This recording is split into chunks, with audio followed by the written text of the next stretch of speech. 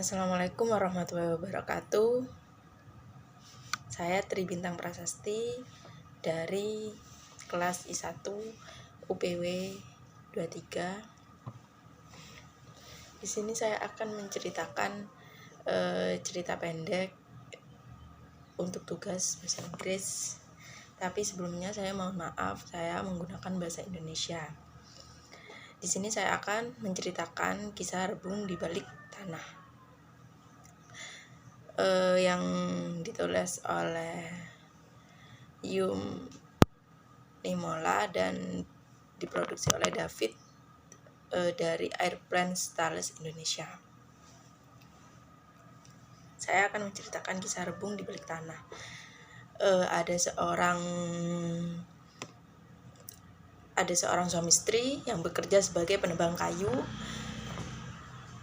Dia ingin mencari kayu-kayu dan akhirnya pergi ke hutan. Dia itu pergi ke hutan, habis gitu sejauh 1 kilometer dengan gerobaknya. Sang istri dan suami pun menemukan kayu yang rindang, pohon yang teduh, sejuk gitu. Jadi kedua pasutri ini pun beristirahat di bawah situ, dan dia beristirahat di bawah situ. Dia itu untuk tempat istirahat dan untuk makan. Lah habis itu kata sang istri bilang gini, Pak, ini kayunya besar sekali, cabang-cabangnya pun banyak. Nanti kita tebang pohon ini, sementara kita diam di sini dulu untuk di tempat teduh. Habis gitu kata bapaknya bilang, iya Bu, masih banyak yang lain yang untuk kita tebang, jadi ini pohon ini terakhir aja, bilang gitu. Habis gitu sang pohon pun mendengar, sang pohon pun khawatir akan hal itu. Suami pasutri ini pun tidur berbaring di bawahnya. Habis gitu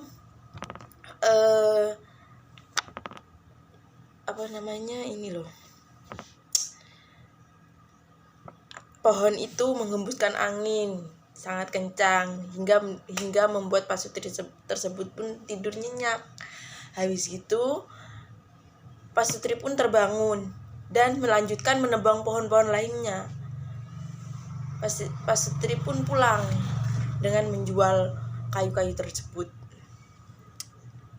Habis gitu keesokan harinya dia kembali dia menebang, kata istri ingin menebang pohon mangga itu. Tapi kata suami, jangan Bun, jangan, karena sebelumnya itu pohon mangga itu mengeluarkan banyak buah. Jangan, karena ini pohon bisa dimanfaatkan gitu. Habis itu kata istrinya nggak mau, jadi suaminya menuruti. Istrinya pun menebang. Habis itu pohon mangga pun berbicara, kenapa aku sudah berikan semuanya tapi kamu masih nebang aku, kata pohon mangga tersebut. Kata istrinya,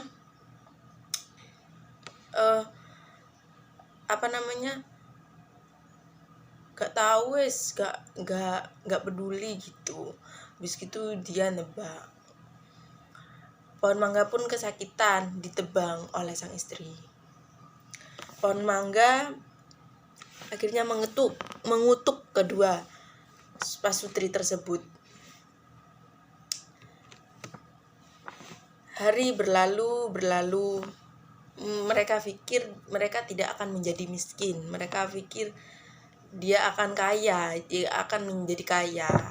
Suatu hari mereka sedang kehabisan uang, habis uangnya. Dia pun kembali ke hutan, ingin menebang pohon lagi. Ternyata tidak ada pohon satupun yang harus ditebang karena sudah ditebang habis oleh mereka. Dia mencari terus, berjalan-jalan sampai jauh dengan iklim yang tandus, yang panas, gersang. Sang suami pun memohon agar turun hujan, tapi masih tidak menemukan pohon untuk ditebang. Habis gitu sudah jauh nih, sampai lah mereka akhirnya menemukan pohon bambu yang rimbun. Pohon bambu yang rimbun. Akhirnya dia menemukan pohon bambu yang rimbun. Habis gitu lah dia menali sapinya di gerobaknya itu. Dia itu istirahat dulu, makan sambil tidur. Suaminya pun tidur. Terdengar suara yang aneh muncul dari bawah tanah, tapi suaminya nggak tahu.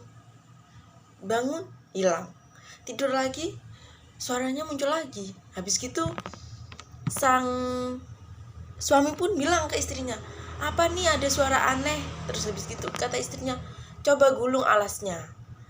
Sama sang suami pun digulung. Ternyata muncullah rebung di balik tanah itu. Muncullah anak rebung itu. Lah, sang istri pun ingin memasak dan ingin mencongkel.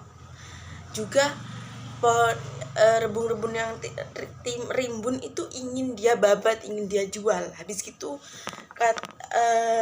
kata pohon bambu yang tua, ibunya itu, dia bilang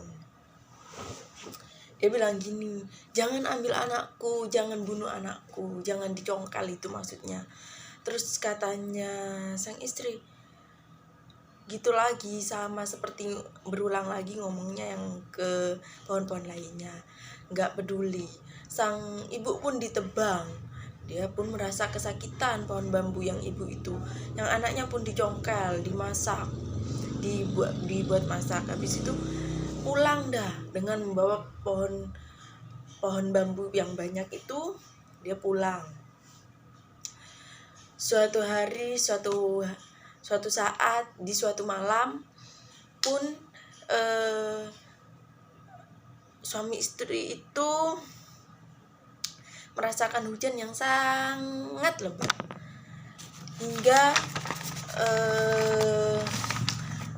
hingga pagi hari masih hujan yang lebat, lama hujannya itu. Sampai akhirnya itu sampai ke genting mereka. Habis gitu sang pasutri itu pun naik sampai ke genting. Akhirnya terjadilah banjir yang menyeret mereka berdua. Habis itu mereka kena seret jauh. Pasutri itu pun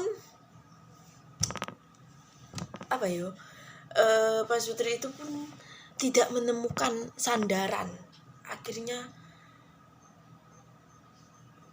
udah jauh nih ya jalan, dia itu menemukan sandaran. Yang disandar itu ternyata pohon bambu. Masih ada pohon bambu satu yang menjulang tinggi, hampir tenggelam juga. Dia bersandar, megang gitu kayak gini.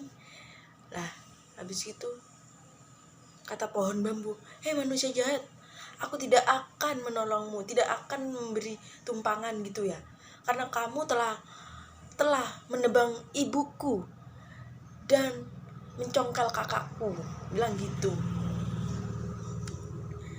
Kalau pada waktu itu aku bukan rebung yang muncul di balik tanah, mungkin kamu juga akan menebangku, mungkin kamu juga akan mencongkelku. Si bambu itu bilang gitu karena pasutri tersebut telah menebang dan mencongkel orang tuanya serta kakak-kakaknya. Pohon bambu itu pun menggoyangkan agar pasutri tersebut lepas dari ikatan, dari genggamannya.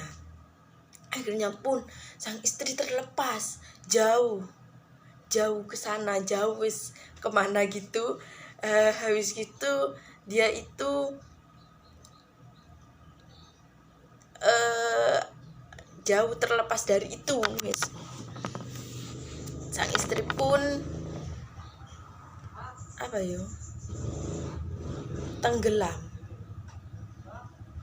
tenggelam dan menjauh, hilang wis. Lah sang suami memohon agar ia diselamatkan ke pohon bambu itu. Dia itu masih kasihan si bambu itu ke sang suami, karena mungkin dengan kebaikan sang suami yang tidak mau tadi itu ya menebang pohon mangga itu, mungkin karena kan sang istri yang ngotot. Habis gitu sang suami diberi 3 syarat, yaitu diberi 3 syarat oleh pohon rebung, yaitu tanam kembali pohon-pohon, berhenti menebangnya. Yang kedua, rawat semua tanaman dan berhenti menebang, mengganggu. Yang ketiga, katakan pada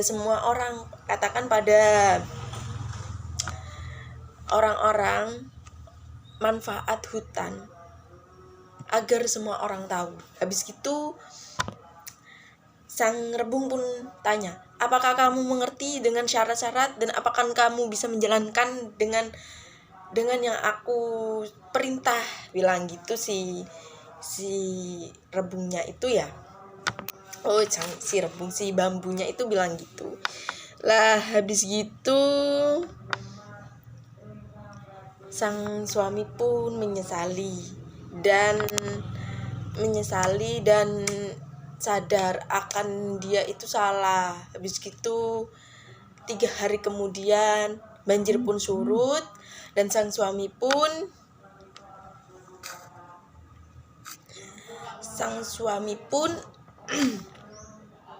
sudah kembali ke rumahnya, dan ia pun akhirnya bekerja keras untuk menanam pohon kembali, memberitakan kepada masyarakat. Terus habis gitu dia pun menyesalinya. Di sisi lain istrinya pun juga meninggal karena dengan perbuatannya itu sendiri.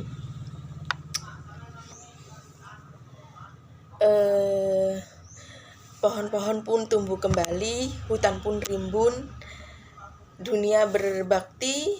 Sekarang umat manusia ini sudah sadar, sudah melakukan perbuatan baik dan bijak.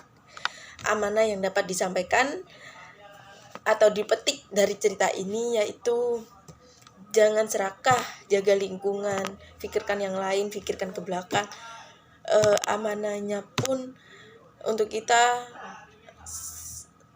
selalu pikirkan alam. Kalau kita menanam apa di alam, pasti kita akan menuainya lah. Sekian dari cerita yang dapat saya sampaikan kembali, yang saya ulang. Mohon maaf dengan durasi yang sangat panjang karena saya masih pertama kali dalam hal menyampaikan cerita ini. Jadi saya mohon maaf. Sekian dari storytelling saya, dari apa yang bisa saya sampaikan. Durasinya hampir 15 menit. Sekian dari saya, mohon maaf apabila banyak salah. Itu yang dapat saya sampaikan. Wassalamualaikum warahmatullahi wabarakatuh. Terima kasih atas perhatiannya.